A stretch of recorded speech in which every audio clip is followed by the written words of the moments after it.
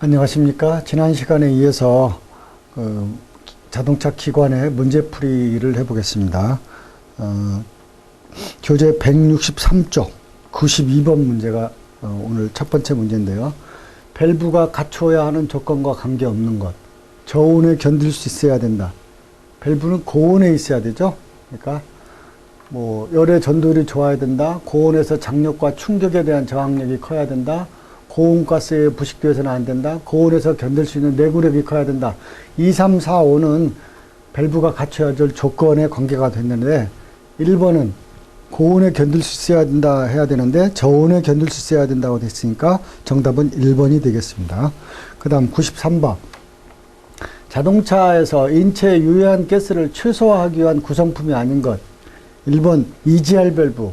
EGR 밸브는 이미 타버린 가스를 다시 흡기계통을 통해서 연소실로 재순환을 시켜서 연소를 시키는 그런 장치가 EGR인데, 이 EGR 밸브를 설치하는 목적은 질소산화물, 낙스를 줄이기 위한 목적이니까 인체에 유해한 가스를 최소화하기 위한 구성부품 중에 하나가 EGR 밸브가 되고요.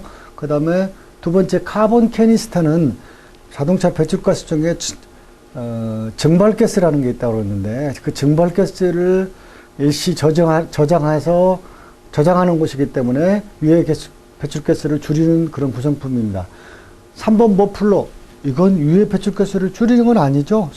소음을, 배기가스를 나가는 어떤 관로고, 그 다음에 그 중에 머플러는 소음을 줄이기 위한 것이지 유해 배출가스를 줄이기 위한 것은 아니니까 정답은 3번 머플러가 되겠습니다. 촉매장치는 더욱더 아주 중요한 역할을 하는, 유해 배출가스를 줄이기 위한 중요한 역할을 하는 것이 촉매장치가 되겠습니다. 그 다음 94번.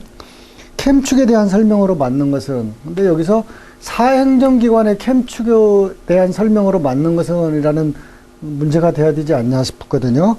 그래서 캠축은 어떻게 돼요? 크랭크축이 2번 회전할 때 캠축은 1회전하도록 되어 있죠. 어느 때? 사행정 4사이클 기관일 경우에 크랭크축이 2회전할 때 캠축은 1회전 하도록 되어 있습니다. 답은 3번이 되겠습니다. 그 다음 95번 문제. 캠이 마멜됐을 때 설명으로 틀린 것은, 캠은 밸브 기구를 동작시켜주는 건데, 캠이 모양이 이런 동그라미 쪽에다가 이렇게 볼록 나와 있는 부분인데요. 이 캠이 오래 사용하다 보면 마모가 됩니다. 그러면 이 마모된 양만큼 어떻게 될까요? 밸브가 덜 열리게 되겠죠. 설명으로 틀린 거.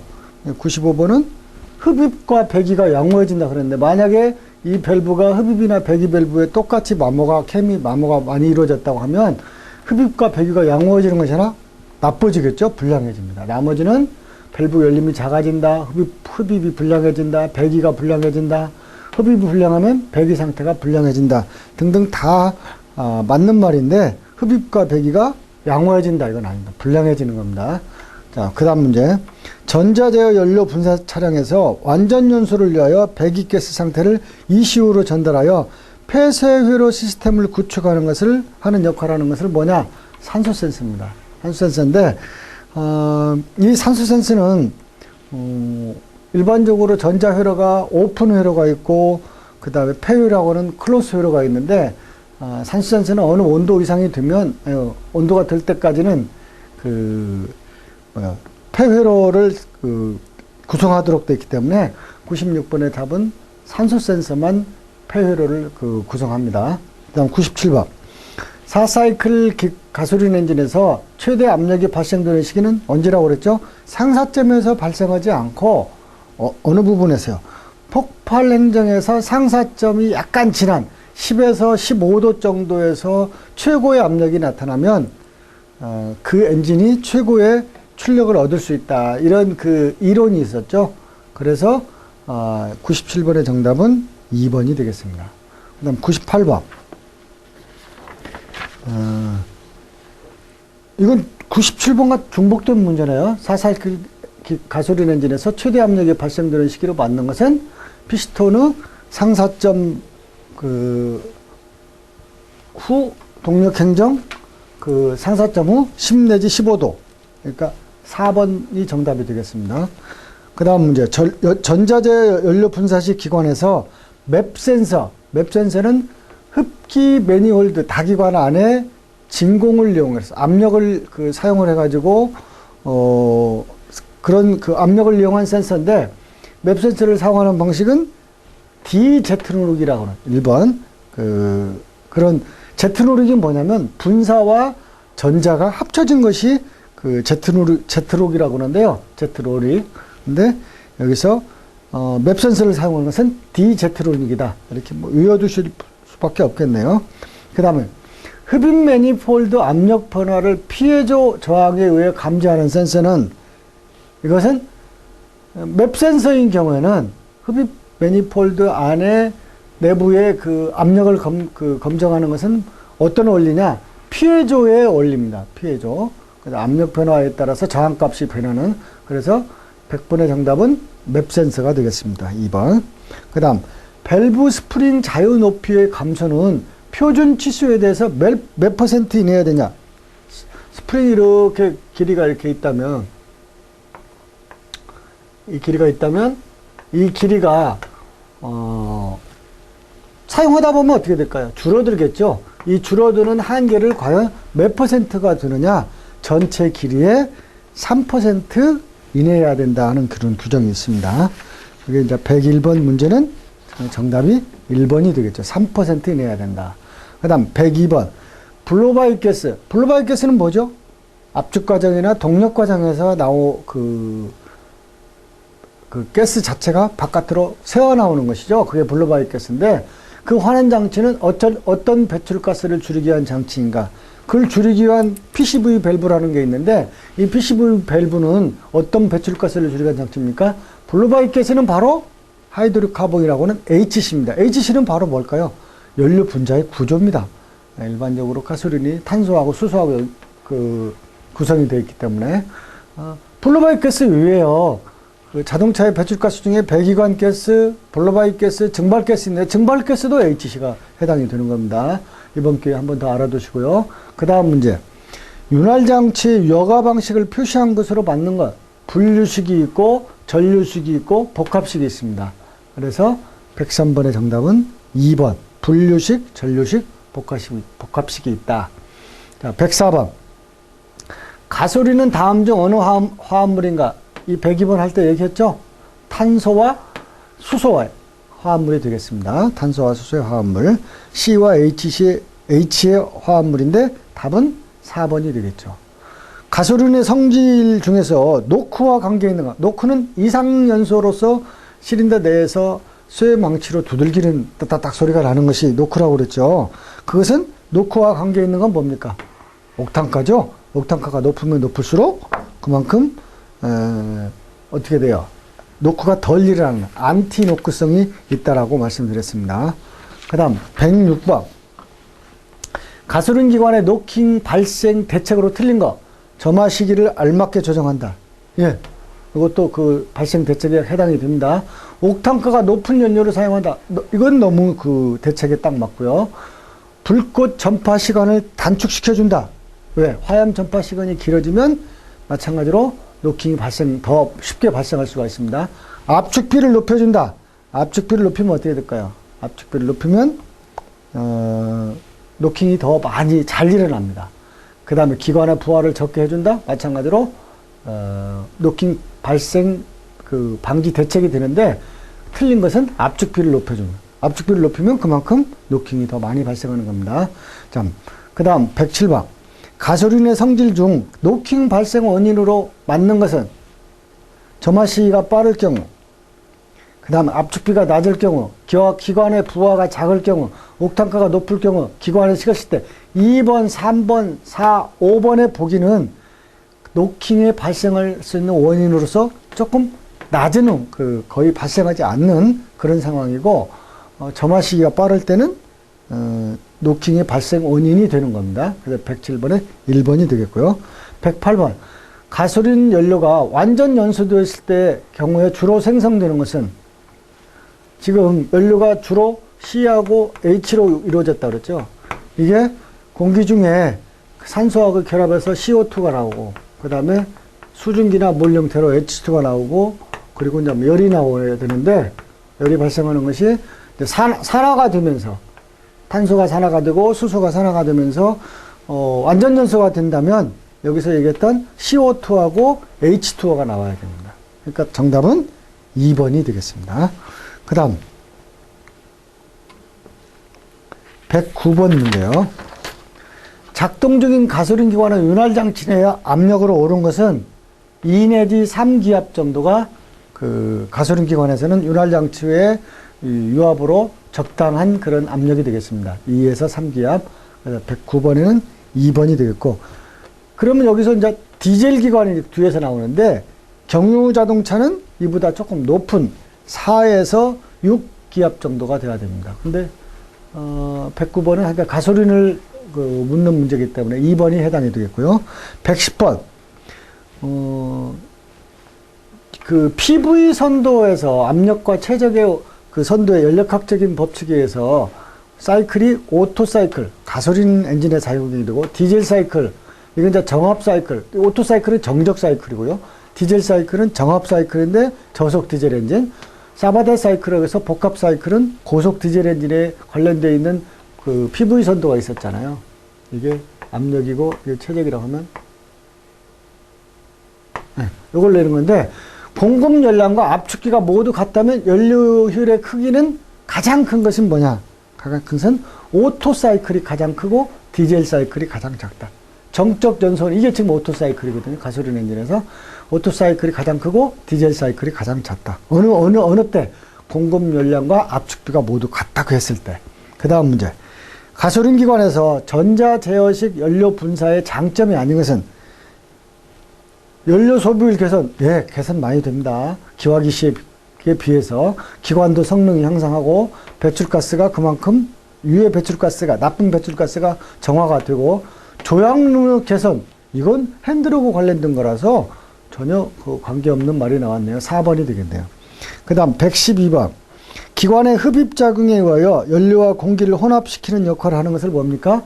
기관의 흡입작용에 의해서. 흡입작용은 어떻게 일어나요? 피스톤이 상사점에서 하사점으로 움직이는 동안 최적이 그만큼 늘어나니까 어떻게 되겠어요? 진공도가 형성해서 부합이 생기면서 외부의 공기를 들어올 수 있게 되죠. 그때 가솔린 엔진에서는 어떻게 들어오나요? 공기하고 연료가 합쳐진 혼합기가 들어오는데, 그것을 공기를 혼합시키는 역할을 하는 것이 뭐냐? 카부레터라고 하는 기화기입니다. 2번이 되겠습니다. 기화기. 그 다음 113번. 다음 중 연료장치와 관계없는 것. 수온 조절기. 이건 뭡니까? 수온 조절기. 서머스태트라고 하는 건데, 냉각장치에서 냉각수의 온도가 어느 정도 올라가기 전까지는 엔진 내부에서 순환을 하고, 어느 정상적인 온도가 되면 그때 수온 조절기가 열려서 외부로 이제 그 시린더 헤드나 그 다음 시린더 블록의 물 자켓에서만 순환하던 것이 어디까지 와요? 시키기 위해서 라디에이터로 통하도록 만들어진 그 밸브가 수온 조절기인데, 이건 냉각장치. 나머지 공기청정기, 기화기, 소음기는 연료장치에 관계가 있고, 정답은 그러니까 1번이 되겠습니다. 그 다음 114번.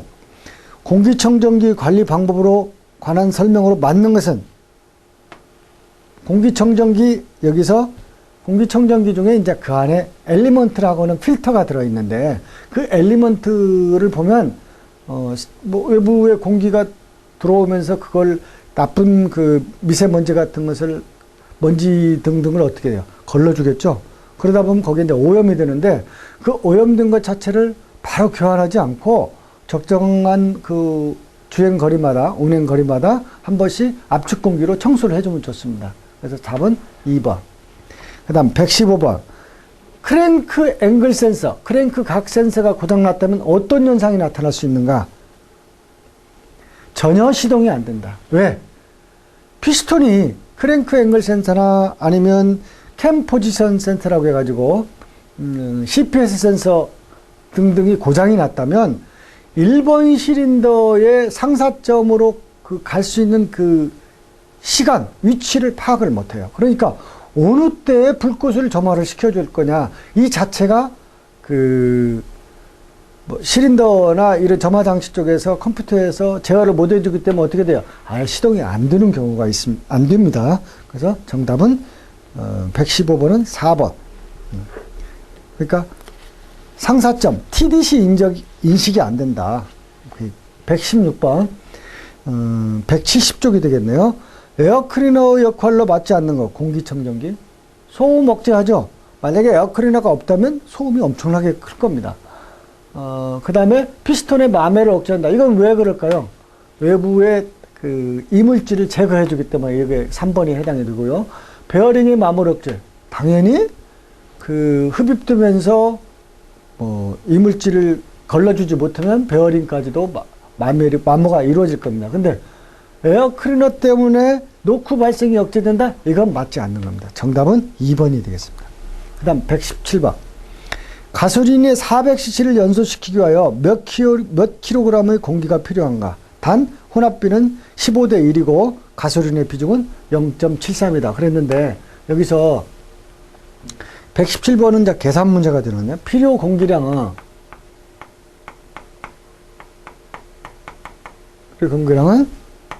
어떻게 됩니까? 최적에다가 비중을 곱하고 그 다음에 혼합비를 곱하는 거예요. 근데 최적이 얼마입니까 지금? 최적이 400cc죠? 400cc 400. 그 다음에 비중이 얼마라고 그랬어요? 0.73이라고 그랬죠? 혼합비는 15대 1이라고 그랬어요. 이걸 곱해주면 얼마가 나오냐? 4.38kg가 나와요. 그러니까 15대 1, 20대 1 하는 것은 전부 다 뭡니까? 그 중량비가 되는 겁니다. 그래서 400cc의 연료를 연소시키기 위해서 몇 킬로그램 공기가 필요한가? 단 15대 1이고 혼합비가 가솔린의 비중이 0.73일 때는 4.38kg. 4번이 정답이 되겠습니다. 그 다음 문제 118번. 인젝터의 기본 분사 시간을 결정하는 데 사용되는 센서. 인젝터가 기본 분사 시간. 이게 뭐냐면 인젝터는 가솔린 엔진에서 연료를 분사시켜 주는 게 인젝터인데 인젝터에다가 얼마만큼의 분사 시간을 통제하는 건 뭐냐면 그 안에 그 솔레노이드 코일에다가 얼마만큼 오랫동안 전류를 흘러주느냐 그 시간을 말하는 겁니다. 그 시간을 결정하는 기본적인 것이 가장 뭐냐? 흡입 공기량 센서입니다. 네? 흡입 공기가 들어오는 입구에다가 여러 가지 방법으로 지금 공기가 얼마만큼 들어가고 있으니 연료를 어느 정도 분사를 시켜라. 이런 기본적인 걸 해주는 것이 에어플로우 센서, AFS, 흡입 공기량 센서. 답은 118번에 3번이 되겠습니다. 그 다음 171쪽에 119번 문제. 119번은 연료 펌프에 관한 것 중 틀린 것은 3번을 보면 연료 펌프의 설치부에 패킹을 두껍게 하면 연료 토출량이 크게 된다. 이 패킹을 가스켓을 두껍게 하면은요 그만큼 노스 부분 코 부분으로부터 멀어지니까 그만큼 눌리는 게 적어서 어떻게 될까요? 토출량이 적게 됩니다. 그래서 답은 119번은 3번이 되겠습니다. 120번. 노킹을 알아내는 방법으로 알맞은 것은? 이것은 두 번째, 실린더 헤드의 온도 상승이 됩니다. 노킹이 일어나면 이상연소가 되니까 냉각수의 손실이 증대될 수도 있습니다. 그래서 노킹을 알아내는 방법으로 알맞은 것은 실린더 헤드 온도 상승과 냉각수의 손실이 증대된다. 그 다음 121번. 전자제어 연료 분사 장치에서 ECU가 뭔가요? 일렉트릭 컨트롤 유니트라고 해가지고 어떻게 보면 명령을 내리는 컴퓨터가 되겠죠. 사령부. 전자제어 연료 분사 장치에서 ECU로 입력되는 신호가 아닌 것은 엔진 회전수 신호, 그 다음 파워 신호, 스로틀 밸브 위치 신호, 스텝 모터 작동 신호 아닌 것은 뭘까요? 엔진 회전수 신호도 들어가야 됩니다. 그래야 연료 분사량을 결정을 하니까.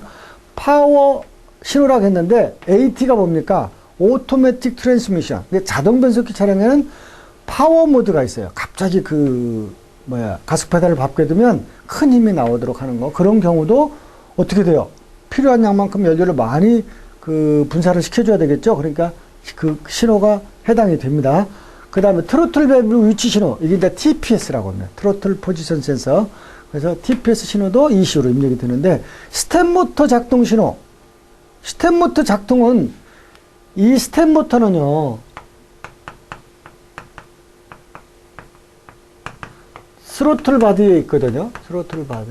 가솔린 엔진의 스로틀 바디에 있어서, 이 엔진의 회전 속도를, 특히 공회전 할 때 회전 속도를 조정해 주는 것이 스텝 모터예요. 그 계단식으로 돼 있다고 해서 스텝 모터라고 그러는데, 이 스텝 모터는 작동 신호가 들어가는 게 아니고, ECU에서 스텝 모터를 일을 하라고 하는 액추에이터의 그 일꾼입니다. 나머지는 전부 다 뭐예요? 신호를 넣어주는 거죠.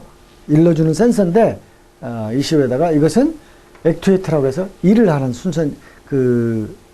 일을 하는 일꾼이니까 121번의 답은 4번이 되겠습니다. 그 다음에 122번 보겠습니다. 172쪽. 공기청정기가 막혔다. 에어쿨이나 엘리먼트가 막혔다는 얘기죠. 이때의 배기세건은 어떻게 될까요? 이때 막히면 어떻게 된다? 혼합비가 농후해진다.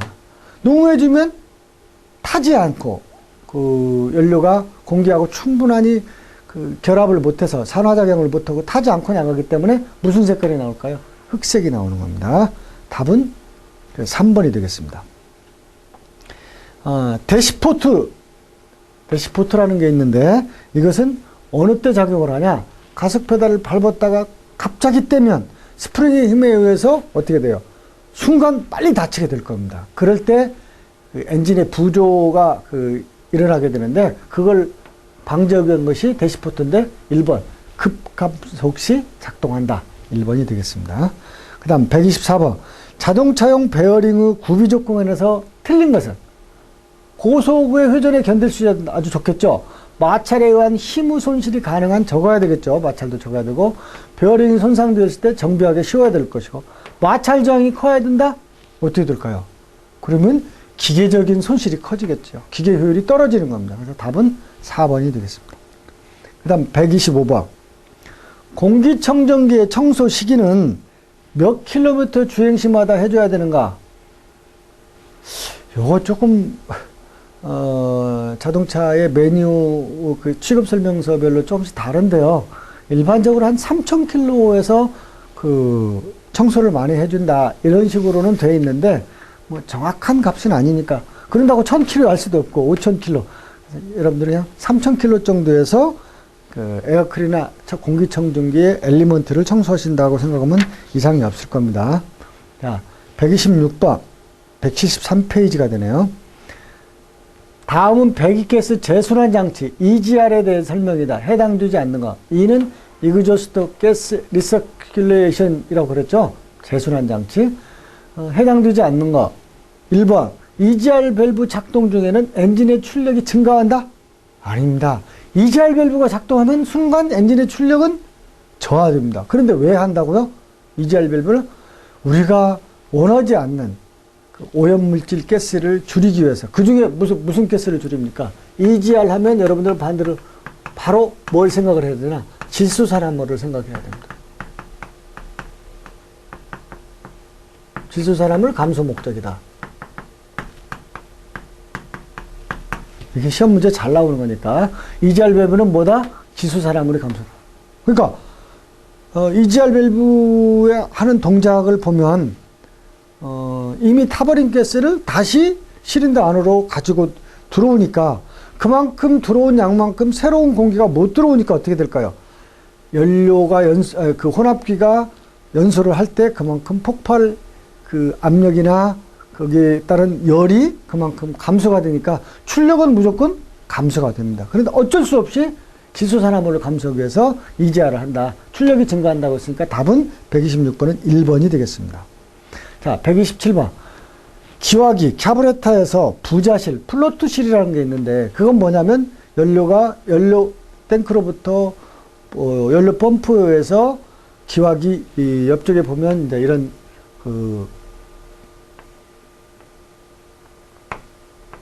뜨개가 있거든요. 뜨개가 있고 여기에 이제 밸브가 있다면은 연료가 이제 들어온다고 보고요. 그럴 때 이 부자, 플로트라고 하는 것은 기화기의 부자실 내 연료가 넘쳐 흐른다. 이게 만약에 올라가가지고 이 그릇이 여기까지라고 하면 여기를 넘쳐 흐른다. 이런 경우는 어떻게 될까요? 이 플로트의 그 조정이 잘못됐을 때 그러겠죠. 흐르는 경우로 맞는 경우 점화시기 이런 건 관계없고요. 혼합가스가 희박할 때 이것도 관계없고 니들 밸브가 시트의 밀착이 불완전할 때 여기서 밸브가 이게 그 연료 양에 따라서 올라갔다 내려갔다 하면서 뜨게 돼 있는데 플로트라고 하는 것이 근데 여기 있는 밸브가 완전히 닫히지 않으면 그 펌프로부터 계속 연료가 들어오니까 플로트 실을 넘치게 됩니다. 오버플로가 되는 거죠. 그러니까 답은 몇 번이에요? 127번의 답은 4번이 되겠습니다. 그 다음 128번. 배기가스의 색깔이 흰색일 경우, 배기가스의 색을 한번 보면은요, 아까, 검정색 계열. 이건 공연비가 농후할 때 나오는 겁니다. 근데 흰색이나 회색 계열. 이건 뭐예요? 엔진 오일이 연소되고 있다. 엔진 오일이 연소되고 있다. 이렇게 생각하시면 돼요. 그래서 앞으로 이 문제가 나오면 이걸로 이제 그 대체를 하겠습니다. 128번. 흰색일 경우에 이유로 맞는 것은 엔진 오일이 연소실에 들어가 혼합가스와 섞여 연소된다. 연소실에 혼합가스가 공기보다 많이 들어간다. 이건 흑색이 나온다고 그랬죠. 연소실로 혼합가스가 공기보다 많이 들어가 아니고 엔진 오일이 연소실에 들어가서 혼합가스와 섞여서 연소된다. 그러니까 답은 1번이 되겠습니다.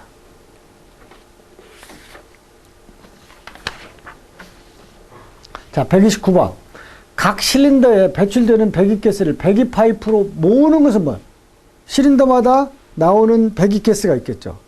그걸 뒤에 배기관으로 배기파이프로 모으는 것은 뭐냐면 배기 매니폴드라고 그래요. 배기 매니폴드. 배기 쪽에는 배기 매니폴드가 있고 흡기 쪽에는 흡기 매니폴드가 있습니다. 그러니까 배기가 되는 거 보면 배기 밸브가 열려서 가스가 나오고 매니홀드를 통해서 그 다음에 무슨 뭐 촉매 장치나 그 다음에 뭐 어떤 호스 그 다음에 소음기 파이프 등을 통해서 그 바깥으로 배출이 되는 거죠. 배기가 되는 겁니다. 그래서 답은 129번 1번이 되겠습니다. 130번.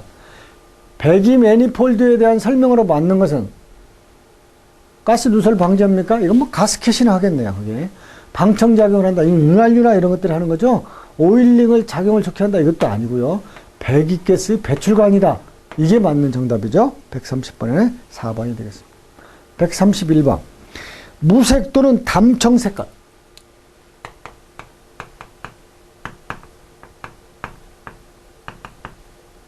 만약에 어떤 배기가스가 무색, 색깔이 거의 없거나 담청색인 경우라면 여기서 뭐라고 나왔어요?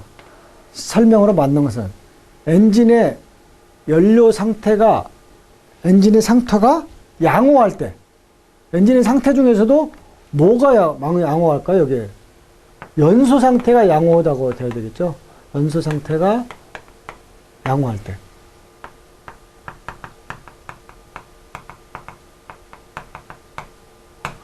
그러려면 뭐예요? 엔진의 상태도 양호해야 되겠죠? 네. 그래서 아마 엔진 상태라고만 나왔는데 엔진의 연소 상태가 양호할 때 무색 또는 담청 색깔의 배기가스를 우리가 볼 수가 있다. 그 얘기입니다. 자, 그 다음 132번.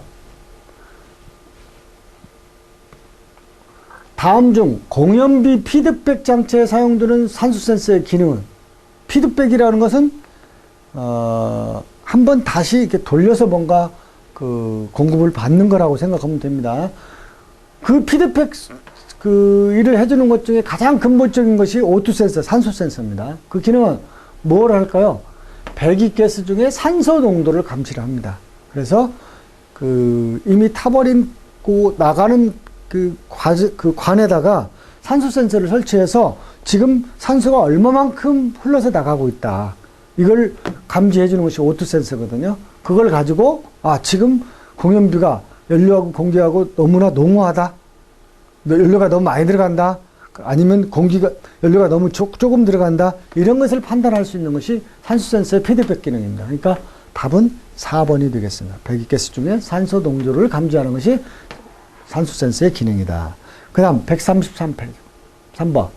기화기 위로 카브레타요. 불꽃이 나오는 현상. 이거 옛날 기화기 식을 접해본 사람들은 역화 현상을 경험해 보신 분들이 있을 거예요. 이런 경우는 어떨 때냐? 혼합가스가 희박할 때 불꽃이 기화기 위쪽으로, 원래는 기화기는 뭐 어떻게 돼요? 공기하고 연료가 합쳐져 가지고 흡입 매니홀드 쪽으로 가야 되겠죠? 근데 거꾸로 올라오는 겁니다. 역화. 혼합가스가 희박할 때는 그렇다. 그게 이제 133번의 정답은 1번이 되겠습니다. 그 다음에 흡입 밸브가 밀착이 잘 안 된다. 이런 경우도 올라올 수 있어요. 혼합가스가 희박, 점화 시기가 좀 안 맞을 때도 그렇고요. 역화 현상이 일어난다. 한 134번. 분사 펌프에는 공급 펌프. 이건 뭐냐면 프라이밍 펌프라고 해가지고 1차 펌프가 되겠습니다. 사람이 손으로 막 대부분 이제 눌렀다 뺐다 해가지고 연료를 공급할 수 있도록 되어 있는 건데, 피스톤이 마음에 들면 어떤 상태가 생기는가? 공급 펌프의 송출 압력이 저하된다. 공급 펌프의 지금 공급 펌프의 프라이밍 펌프는 1차 펌프가 되는데 조금 전에 얘기했던 그 펌프하고는 조금 별개가 되네요. 근데 대부분 그 펌프 자체를 우리가 처음에 연료를 만약에 공급을 해줄 때 좀 중간에 연료가 만약에 많이 새 가지고 공기가 차 있다. 그런 경우에 이제 프라이밍 펌프를 직접 작동시킬 수가 있는데, 이건 지금 경유차의 엔진이 되겠는데, 뭐 어찌됐든 간에 공급 펌프에 피스톤이 마모되면 공급 펌프의 송출량이, 연료가 보내지는 것이 적어진다. 그 얘기입니다. 근데 134번에 공급 펌프의 송출 압력이 저하된다. 2번이 되겠네요. 이건 3번은 오히려 송출량이 적어지겠죠. 마모가 되면. 그 중에 가장 정확한 정답은 2번이 되고요. 135번. 산소 센서의 부착 위치로 가장 적절한 건, 산소 센서는 어디에 있다고 그랬죠? 배기가스 중에 산소 농도를 강조해야 되니까 배기다기관 부분에 있으면 가장 좋습니다. 그래서 답은 2번이 되겠습니다. 그 다음에 176쪽 136번 문제. 주행 중 기관에서 금속음이 나면서 기관 출력이 저하됐다. 이때 현상을 뭐라고 그래요? 노킹 현상이라고 그러죠. 예? 이상 연소 중에 하나인 노킹 현상. 기관에서 금속음이 나고 기관 출력이 저하되고 엔진의 과열 및 마모 현상을 초래하는 아주 엔진에서는 치명적인 현상이라고 볼 수 있는 것이 연소 과정의 노킹 현상입니다. 금속성 타음이 날 정도로니까 따다닥 소리가 아주 안 좋은 거죠, 엔진에. 그 다음 137번. 매 5,000km 주행마다 교환해야 될 사항은 뭘까요? 엔진 오일을 5,000km 교환하라고 지금 정답이 되어 있는데, 요즘에 엔진 오일은 많이 좋아져서요. 또 엔진 자체의 가공 기술도 많이 좋아져서 5,000km 교환하는 것은 약간 낭비이지 않을까 하는데, 그래도 5,000km마다 할 수 있는 건 엔진 오일 뿐이 없네요. 나머지들은 훨씬 더 5,000km보다는 훨씬 더 많은 주행을 한 뒤에 교환을 해야 될 상황이니까 5,000km 엔진 오일 이건 정도는 가장 비슷한 게 되지 않을까 싶어요. 138번. LPG 연료의 공급 순서가 맞는 건, 제일 먼저 가스 용기가 나오게 해야 되겠죠. 그 다음에 여과기가 나오고, 그 다음에 전자판이 뭡니까? 영어로 솔레노이드라고 하는 겁니다. 거기서 연료를 열어주고 닫아주고, 가스 용기의 연료를, 그 다음에 가스 조정기, 그 다음에 혼합기, 실린더. 가스 조정기는 이제 베이퍼라이저라고 그러죠. 기화도 시키고, 혼합기는 믹서, 실린더. 답은 2번이 되겠습니다. 다시 한번. 가스 용기, 여과기, 솔레노이드라고 하는 전자판, 베이퍼라이저라는 가스 조정기, 그 다음 믹스라고 하는 혼합기, 실린더 안으로 들어간다. 답은 2번이 되겠습니다. 138번은 2번이 정답이 되고요. 그 다음 139번. 전자제어 연료 분사 방식의 공연비 제어 장치 중 듀티 제어. 듀티 제어는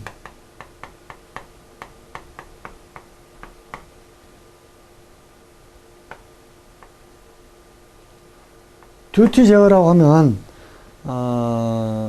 이 제어 방법은 이제 여러 가지가 있는데 이 디지털 형식으로 제어를 하는 겁니다.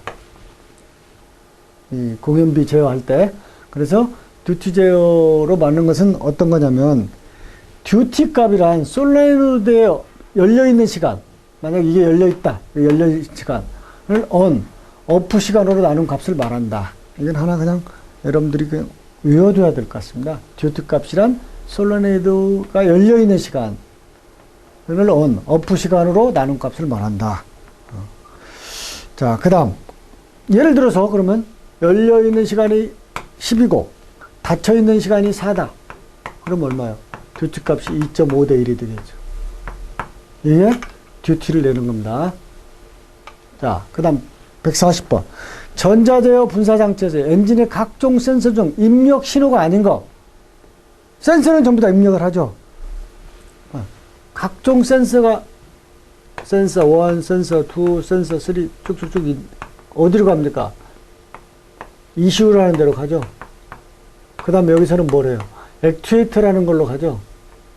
액추에이터 1, 액추에이터 2 이런 식으로 가는데 이 중에 센서의 입력 신호가 아닌 거 트로틀 포지션 센서 TPS 예, 입력 신호입니다. 이거 뭐 하는 거죠?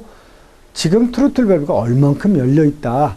그걸 나타내는 거고. 냉각 수온 센서 지금 엔진의 그 온도 자체가 뭐 차갑다, 뜨겁다는 걸 알려주는 거고. 그 크랭크 각 센서 지금 크랭크가 어떻게 회전하고 있다. TDC 상사점을 알려주는 거고. 1번 실이다. 인젝터는 뭐예요? 여기서 말하는 액추에이터에 해당이 될 거예요. 얘는 뭐예요? 센서 역할이 아니라 어떤 명령을 받아서 일을 하는 액추에이터 역할입니다. 답은 4번이 되겠죠. 그 다음 141번. LPG 중 먼지, 철분, 유화물 등의 불순물을 제거하는 기능을 가진 것은 뭘까요? 여과기가 되겠죠? 1번 여과기가 되겠습니다. 그 다음 142번 문제. 베이퍼라이저에 대한 설명으로 맞는 것은 베이퍼라이저는 뭐 한다고 그랬죠? 연료의 송출을 차단시킨다. 연료 중에 불순물을 제거한 이건 여과기였었고요. 송출을 차단한다. 아까 전자변이라고 하는 솔레노이드 밸브였었고 연료를 저장해준다. 이거 연료 탱크가 될 것이고 연료를 감압 및 기체화시킨다. 이게 베이퍼라이저가 하는 일입니다. 4번 베이퍼라이저 하면 연료의 감압 및 기화 이 두 가지 기능을 반드시 알아줘야 될 필요가 있습니다. 그 다음 143번 전자제어 연료 분사식의 엔진의 연료 압력 조절기에서 연료 라인의 압력은 일반적으로 얼마를 유지해야 되냐? 2 내지 3kg 기압 정도를 유지해 줘야 됩니다. 그 다음 144번 LPG 연료의 특징으로 타당하지 않는가? LPG 연료는 어때요? 공기보다 가볍습니까? 공기보다 무겁습니다. 그래서 아주 그 화재에 취약성이 많은 것이 LPG입니다. 그래서 LPG가 막 세게 되면 외부로 배출할 수 있도록 특히 트렁크 쪽에 LPG 탱크가 설치가 되어 있는 경우는 외부 공기가 통할 수 있는 그 환기 장치를 만들어 놨습니다. 왜? 공기보다 무겁기 때문에. 근데 틀린 거니까 가볍다고 했으니까 타당하지 않은 것이 4번이 되겠네요. 그 다음 145번. 사행정 가솔린 기관을 동력계에 걸어 시험했더니 1800rpm에서 12.62메타킬로그램의 토크의 회전력이 도출되었다. 이때 총 마력을 구하라. 실제 마력을 구하라. 근데 마력의 공식에서 PS는 716분의 TN이라는 공식이 있어요. TN. 응? TN. 그럼 여기서 T는 토크고 단위는 킬로그램 중 메타고, 아니, 메타 퍼 킬로그램이고,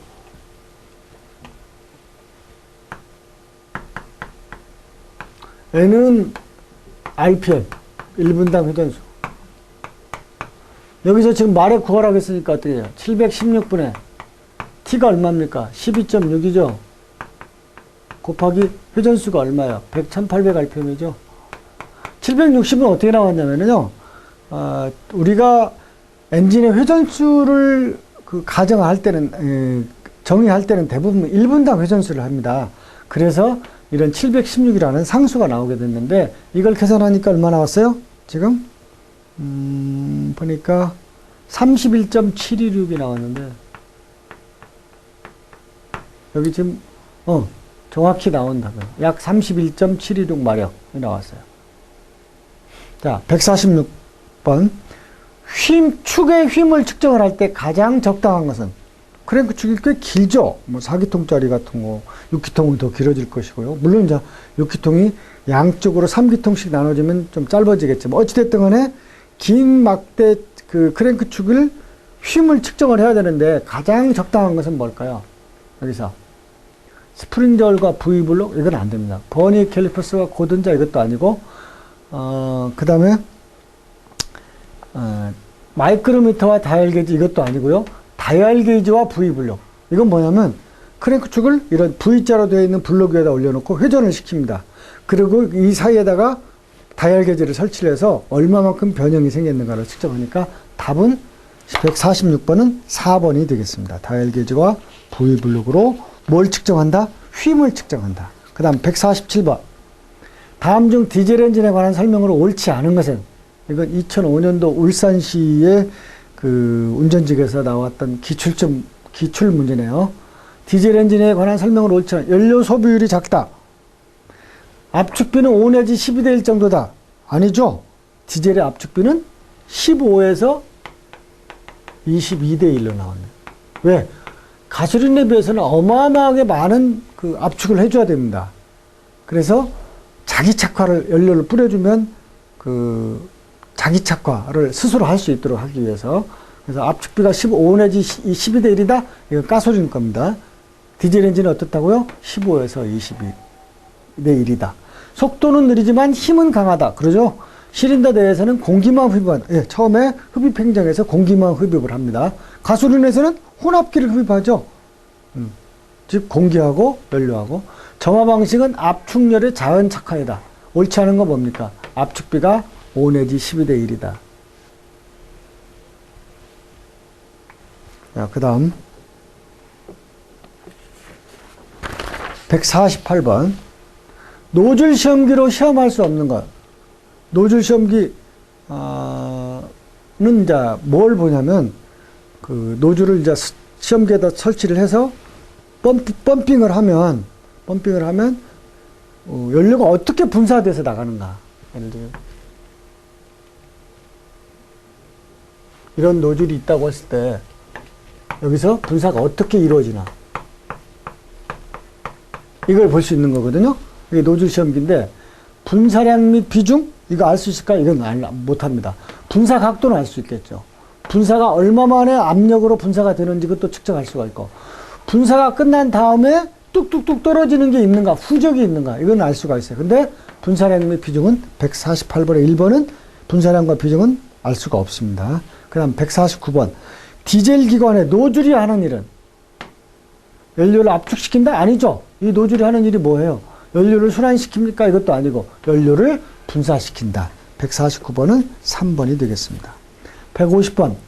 사행정 사이클 기관에서 크랭크축 기어와 캠축 기어와 지름의 비는 어떻게 될까요? 어떤 게 더 클까요? 크랭크축이 만약에 이만하면 캠축은 한 반절만 합니다. 이게 크랭크축. 이게 캠 2대 1이 돼요. 그래야 크랭크축이 2회전 하는 동안 캠축은 1회전만 하니까요. 만약에 기어식인 경우는 이런 식으로 크기가 달라진다라고 보면 되겠습니다. 그 다음, 그러니까 답이 몇 번이에요? 1대 2가 되겠네요. 151번. 사행정 디젤 기관의 실린더 직경이 100mm, 행정이 80mm인 6기통 기관이 2400rpm으로 회전할 경우에 지시 마력은 어떻게 되냐? 이건 좀 어려운 문제네요. 그래도 한번 공식을 한번 적어 보겠습니다. 지시마력을 뭐라고 하냐면 Indicated Horsepower에서 IHP로 표시하거든요.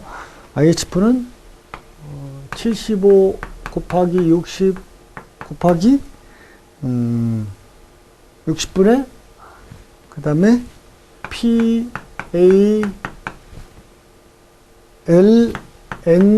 이렇게 되어 있는데 여기서 P는 평균 유효압력 6kg, A는 시린더 직경이 100mm 나왔으니까 거기에 따른 단면적 4분의 파이 D 제곱을 해줘야 되겠죠. L은 뭐 행정 80mm. 그 다음에 N은 여기서 뭐 했었죠? N은 회전수 몇 회 전했어요? 2400일. 그대로 한번 적어볼까요? 75 곱하기 60분의 평균 유압력 6. 그 다음에 이거 이제 구해야 되겠죠. 면적은 단면적. 무엇의 단면적입니까? 시린더 단면적. 그 다음에 행정 80. 그 다음에 회전수 2400 곱하기 몇 시린더입니까? 시린더가 4행정 6기통. 6. 이걸 하고 나면 얼마가 나오냐면 60.281. 60.28. 답은 151번에 2번이 되겠습니다. 자, 여기까지 문제 풀이를 하고 다음 시간에 또 하도록 하겠습니다. 수고하셨습니다.